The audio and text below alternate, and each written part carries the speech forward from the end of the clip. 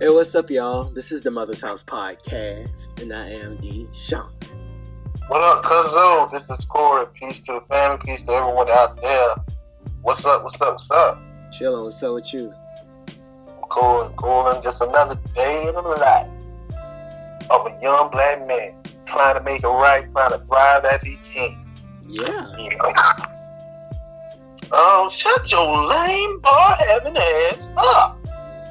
Okay. So, cuz I was watching something interesting. I was listening to Jesse Boykins. He's a Def Jam artist. Right.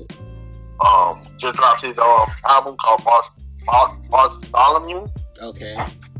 Alright. And he was on the Sway in the morning, and they had a conversation about feminism, and women,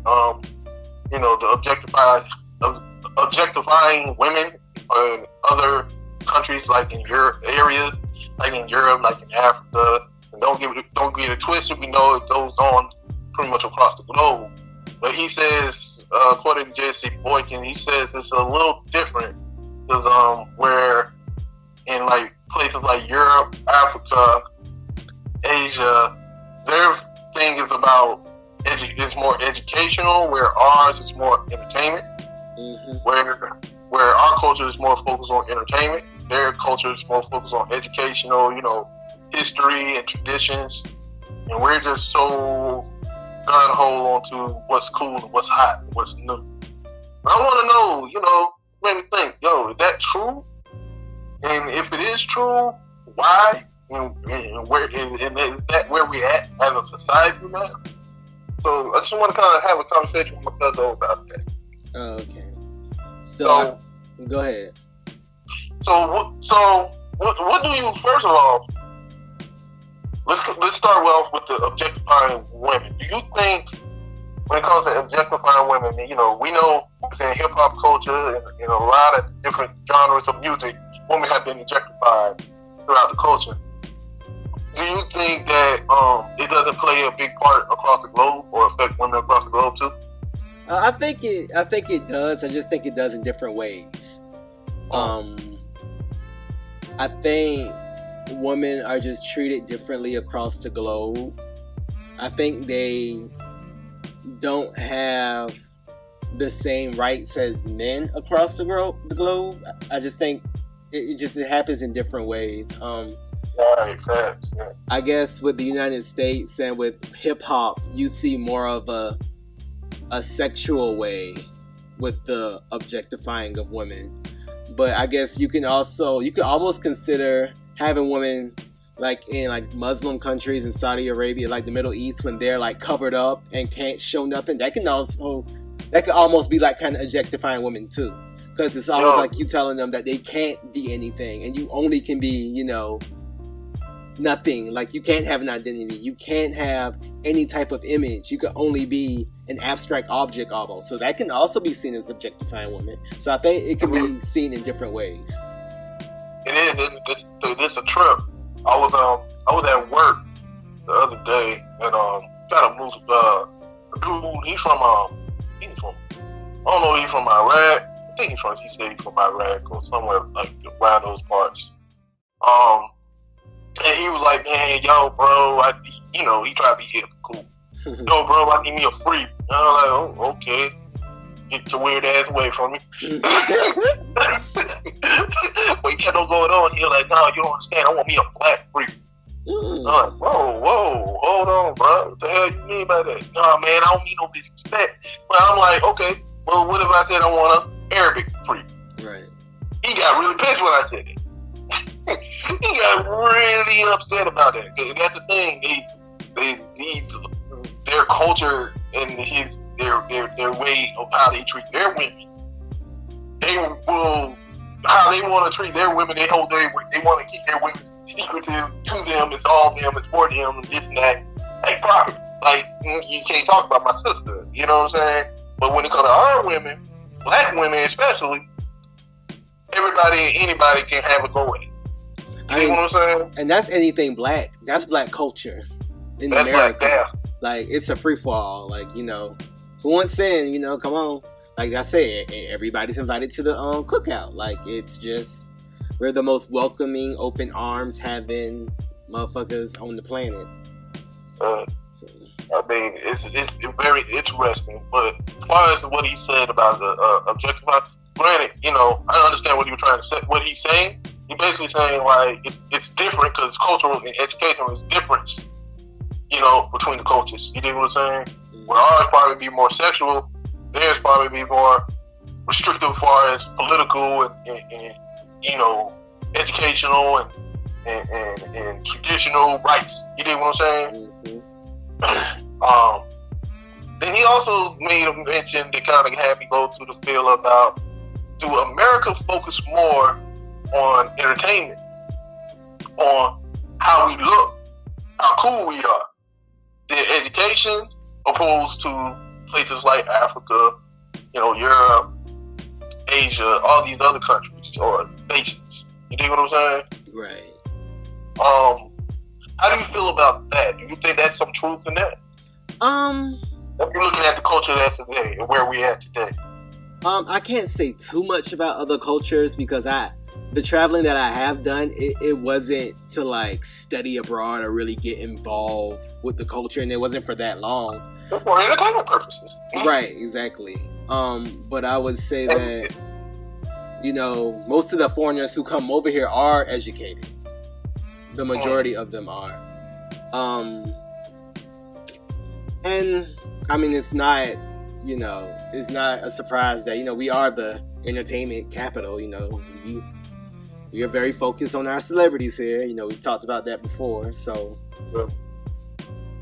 that is, like, I can't deny that. You know what I'm saying? I can't even argue with that because we are very celebrity driven. You know, we have a president as a celebrity now. So we are very celebrity driven. I think entertainment has just become this force that has been used in so many different ways, almost weaponized against its own people, that I think the powers that be kind of see what it can do. And I think they also see what education can do. And they probably feel like, hey, we probably can maintain more control if we use entertainment in our favor versus using education in our favor. Maybe that's how I feel. Because that's the thing, they put, like, America got a lot of wealth, they got a lot of money. And granted, the dollar is falling short, you know, the dollar is falling behind, but still at the same time, the profits and proceeds and most of the money is pushed towards, you know, the biggest export out of America is entertainment. Purely it's entertainment. That's the biggest export out of America to other countries, to other nations around the globe. I think it's a lot of truth, and it's somewhat.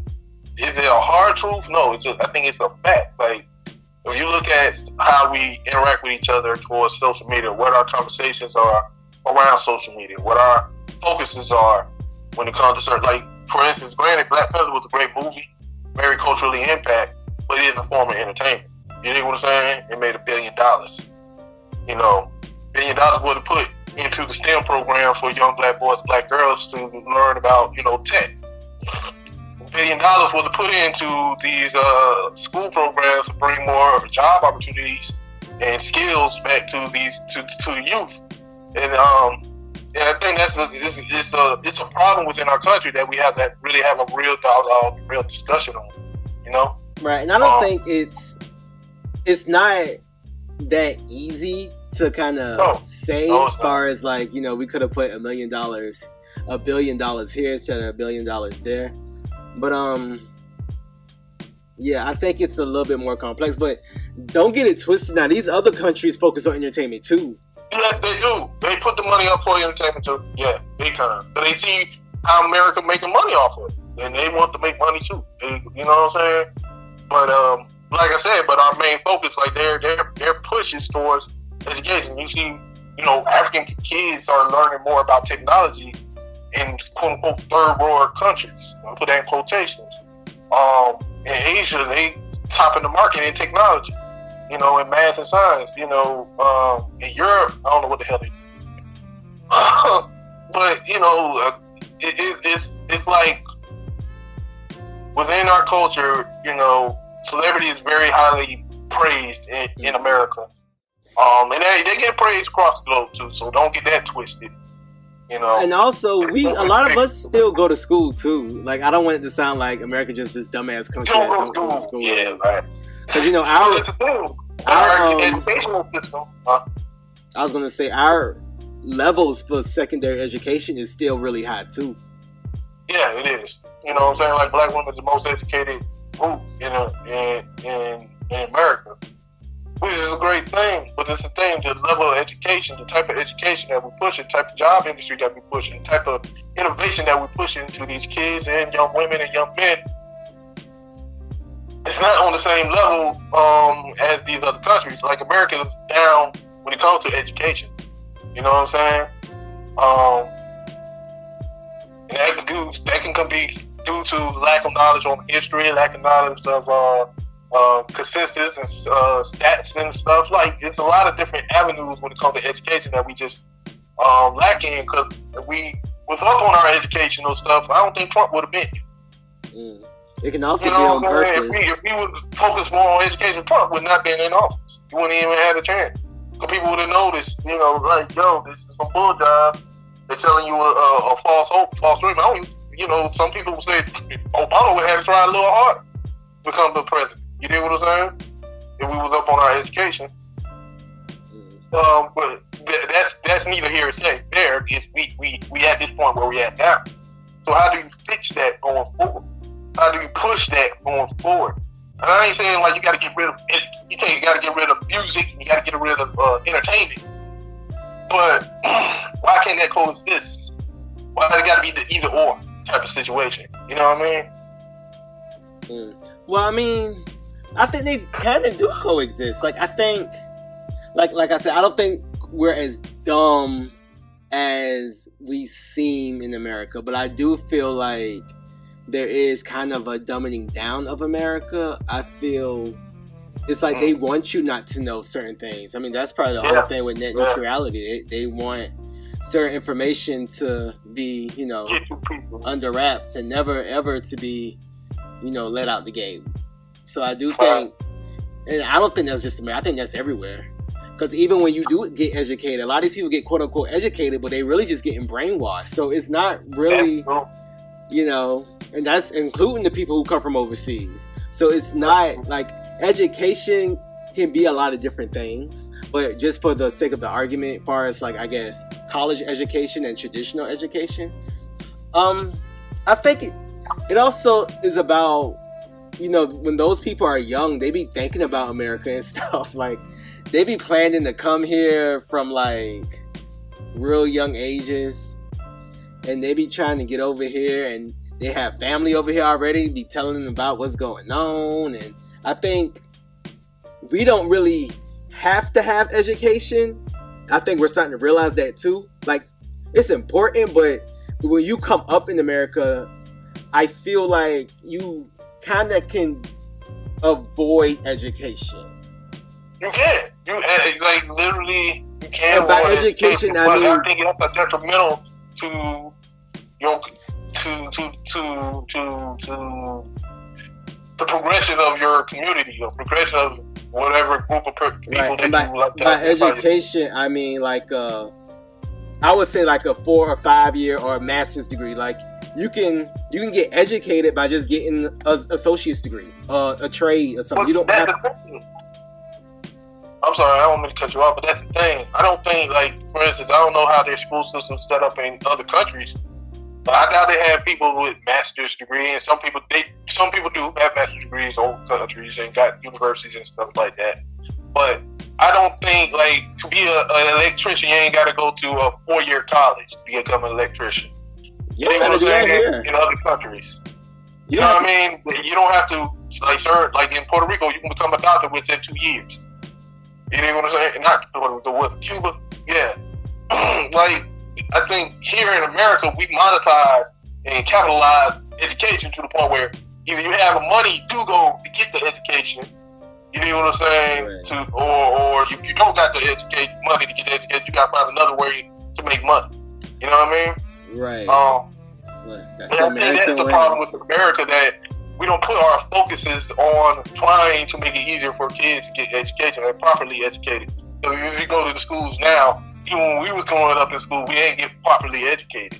A lot of us did not know a lot about math. A lot of us struggle with math. A lot of black kids struggle with math. You know what I'm saying? It's very much not a focus in America, education, at all. And I think that's I still wouldn't say at all. I wouldn't say it's not a focus at all. It's not a focus to a certain demographic in America as far as education. Because it's like they want certain people to be dumb, but they want certain people to be smart. It's like, it's almost like it's pipelines. Like certain people are in the pipeline to be, you know, with a certain class of people, to be with, you know, a certain, you know, type of people when they get to school, and so they can, you know, the people who run the world, quote unquote, are educated and brought up a certain way. And then there are other people who fall into the traps of everything else because they aren't in that same pipeline. So I think with America, I think America wants an underclass, period. Like, America knows what capitalism is, and they know that in order for it to work, there has to be an underclass. To keep that underclass, they can't have everybody super educated. So they purposely don't tell you everything when you in school. They purposely have your curriculum a certain way. They purposely make things a lot more difficult than it is because they want certain people in certain classes to always be that underclass, because that's how America has thrived forever. Like, that's the formula to America, pretty much. Yeah, I agree with that 100%. And it's not just America too. No, it's not just America. I'm pretty sure this, like he said, Europe, and I'm pretty sure Europe got like a lot of racism. I don't know what's going on there. One of our listeners from Europe can get us abreast in the comment section. Matter of fact, it's most of those countries have underclasses. Like, exactly. And their brightest make it out and come here. Well, not all that's why of a lot of people come here, because they get a little bit more freedom to be able to express themselves. But at the same time, when I think about America and our education system, like, I go back to thinking about how, my nephew, for a minute, he would not be able to bring home books home from school. Like, you know what I'm saying? Like, the educational system is failing these children constantly every single day. It is. I won't debate that. And the teachers. It's not the teacher's fault. It's the educational system. Right. Because they ain't put money and financial and thought into it. Yeah, you know what I mean? The educational system is trash. Crumbling. But when it comes to, like, as far as entertainment, and us having more focus on entertainment, like, most kids rather play video games than reading a book. Because it's about having fun. It's about entertainment. It's about, the escapism is real. And right. And when you got a society that's so retarded, that's so polarized. You know what I'm saying? True. So that's like, poverty stricken, or so much chaos, so much racism, so much different things that's affecting the people on every day. They got to find a form of escapism. And entertainment, a lot of people escapism. Some people live in that world. A lot of people live in that world. Right. Right. I agree. We have so many. Y'all call it entertainment. What it really is distractions. Yes. Because they don't want you to really stop and pay attention to what's really going on. Right. Because then you'll have, like, that's why throughout history we had so many movements and, all these activists and this and that and this and that and this and that. Like, that's kind of why we had that, because people were able to really pay attention to what's going on. They weren't distracted by quote unquote entertainment, the internet, TV, this, that, and the other. They had time to really figure out, no, wait a minute, this is not right, and I'm about to figure out why it's not right now. Like, and they had these activists, and the activists had real people behind them. Like, so it's a different time. You know, we sleep. Y'all it ain't is a woke. different time and different type of energy that's out here. You know, we in a world where instant gratification is vital. You know what I'm saying? You know, if you don't get a like or if you like somebody's picture, it's a big thing. You know what I mean? Or a tweet. But with all that being said, you know, I think the key to it is like, you know, we need to start voicing out, you know, the need for education. You know, get educated yourself and also teach that back to your children if you got to homeschool them a little bit. You know what I'm saying? But it's just an interesting thing to talk about because I saw that on the interview and it just made me think about it. You know, like, you know, is that true? If it is true, like, why is it true? What caused it? Somebody could say, you know, the reason why they push this, you know, entertainment in America to focus more on entertainment, maybe they try to push America to become more of the consumer class. It is. In the world. It already is. Yeah. Like we said, like, when people leave out of this country, they don't go for a cultural impact a lot of times. A lot of times, they're just going for an escape. I mean, but, like, it's hard to get out this motherfucker, though. Like, it is. It's expensive. It is.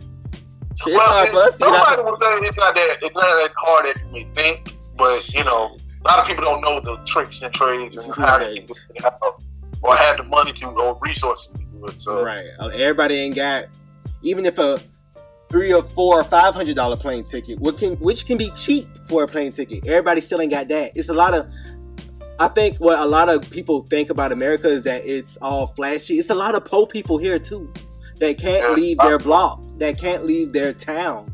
So, you know, it's harder. It's hard to be going to other countries and traveling and shit. So, yeah, when I do get the money to go to another country, I am going to go for entertainment. Because, goddamn it took me a whole lot to get out this bitch. So, I'm going to go and I'm going to have me a good time. Also, I want to say that it's not just about education. I think it's also about awareness. Because if we were more aware of everything that was going on, we will automatically be more educated. So, you can't just be more educated as in go to school more. You have to be more educated in what's going on in your community and in your, you know, in your political climate and all that good stuff.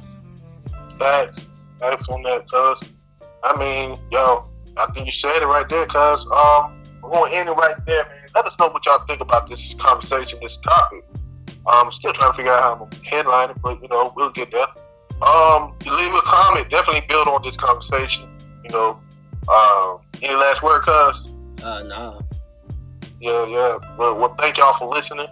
Really appreciate you. Hit that thumb like. Yo, we got a Patreon. Y'all can hit us up on our Patreon. We'll leave a link in the description. If y'all want to donate, you know, you can hit us up on Patreon. The link is in the description. And also, if you feel like, you know what, I don't want to just give them money, well, you can buy a t-shirt. We got t-shirts for sale in our description too, in our Sunfrog link. So make sure y'all check that out. And we're gonna have more stuff.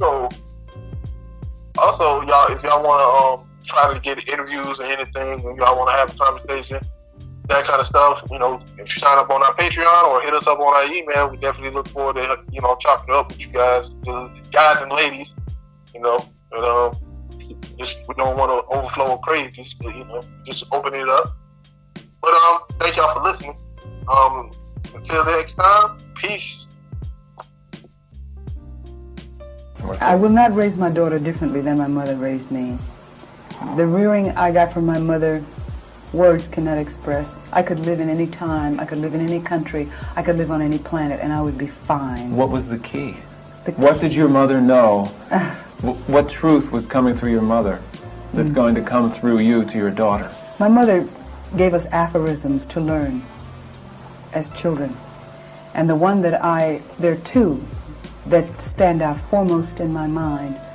One is the inner reality creates the outer form.